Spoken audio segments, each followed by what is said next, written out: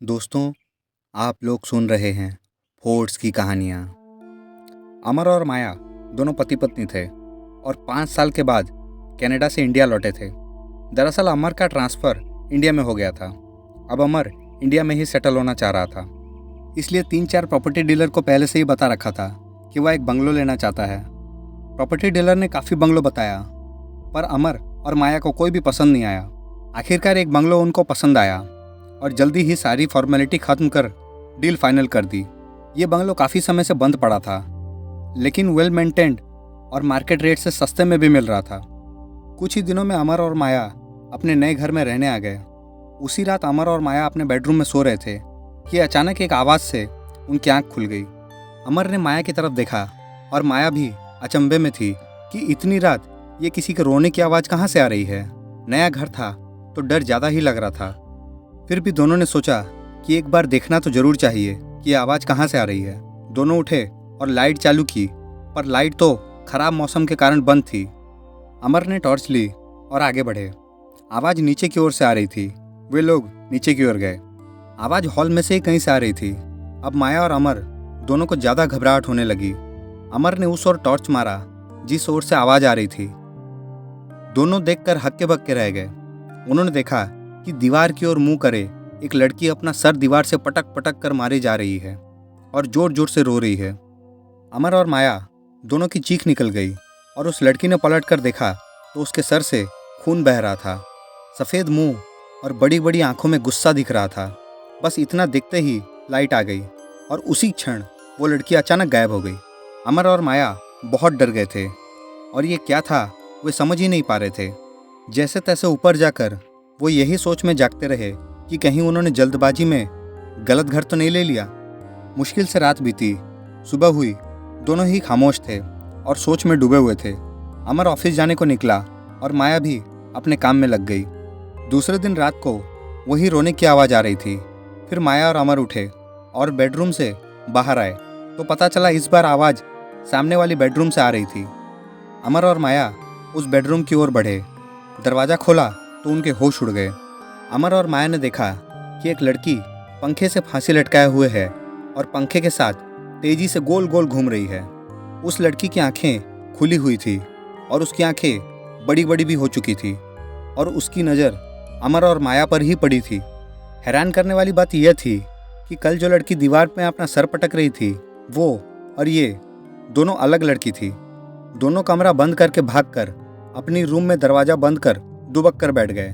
दोनों सुबह होने का इंतजार में एक दूसरे का हाथ पकड़कर डरे सहमे से बैठे रहे। अब ये रोज की बात हो गई थी। उन्हें घर के किसी न किसी हिस्से में वो दो लड़कियां रोज रात को दिखने लगी। अमर और माया जान चुके थे कि इस घर में आत्माओं का वास है। अमर और माया बहुत उदास और गुमसुम रहने लगे। अब कैसे इस मुसीबत से पीछा छुड़ाएं। घर काफ़ी महंगा था और शहर से थोड़ा दूर भी था, इसलिए उसका बिकना थोड़ा मुश्किल था।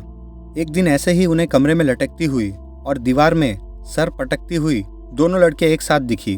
अमर ने हाथ जोड़कर चिल्लाकर कहा, हमसे कोई गलती हुई तो हमें माफ़ कर दो और प्लीज़ यहाँ मत आओ और हमें मत डराओ। इतना बोलते ही वो दोनों लड़कियां अचानक गायब हो गई। इस वाक़ये के अगले रात को अमर की आँख खुली और देखा तो माया वहाँ नहीं थी। अमर माया का नाम पुकारते पुकारते रूम से बाहर निकला। अमर को एक अजीब सी आवाज़ सुनाई दी। अमर आवाज़ की ओर आगे बढ़ा तो पाया कि आवाज़ घर के पिछवाड़े से आ रही थी। अमर ने वहाँ जाके देखा तो हैरान रह गया। माया ज़मीन पर बैठकर अपने हाथों से ज़मीन में गड्ढा खोद रही थी और भारी आवाज़ में गुर्राए जा रही थी। अमर बहुत डर गया था, पर फिर भी हिम्मत करते हुए माया का नाम पुकारते हुए आगे बढ़ा। पर माया तो दोनों हाथों से गड्ढा खोदने में लगी हुई थी। मानो माया पर जैसे कोई पागलपन या कोई जानवर सवार हो गया था। अमर ने पास जाकर माया का चेहरा देखा तो घबराकर 4 कदम पीछे गिर पड़ा। उसने देखा कि सफ़ेद चेहरा और बड़े बड़े बिना आंखों के गड्ढे, कोई हैवान हो जैसे। अमर ने पूरी हिम्मत इकट्ठा करके माया का नाम लेकर चिल्लाया और माया वहीं बेहोश हो गई। डरते हुए अमर माया के पास गया और उसको गोद में उठाकर घर के अंदर ले गया। माया थोड़ी देर में होश में आ गई। अब माया को पूरी कहानी पता चल चुकी थी। दरअसल वो दोनों प्रेतात्माओं ने माया के शरीर में प्रवेश कर उसको सब कुछ बता दिया था। माया ने अमर को सब बताया कि ये जो बंगलो था वहाँ कई सालों पहले एक फार्म हाउस हुआ करता था। फार्म हाउस का मालिक दूसरे शहर में रहता था और कभी कभी आया करता था। वो चरित्र से अय्याश और शराबी था। वह एक बार अपने दोस्तों के साथ यहाँ आया हुआ था और आते वक्त रास्ते में उसकी नज़र दो लड़कियों पे गई। उनके मन में कुविचार आने लगे और उन्होंने उन दोनों लड़कियों को अगवा कर लिया और अपने फार्म हाउस पर ज़बरदस्ती ले आए।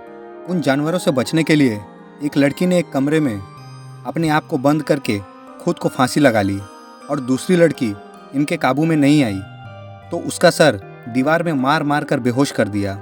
फिर डर के मारे उन्होंने उन दोनों को वहीं बरामदे में ही गड्ढा खोद के दफना दिया। एक जिंदा और एक मरी हुई लड़की को साथ में दफनाया। बड़ी तकलीफ में उस जिंदा लड़की ने ज़मीन में अपना दम तोड़ा। इस हादसे के बाद कई सालों तक वे लोग वहाँ नहीं आए और एक बिल्डर को ज़मीन और फार्म हाउस बेच दिया। उस बिल्डर ने वहाँ 5-6 बंगलों बनाए, पर हर घर में जो भी रहने आता उनको ये दोनों लड़कियाँ दिखती और वे लोग घर छोड़कर भाग जाते।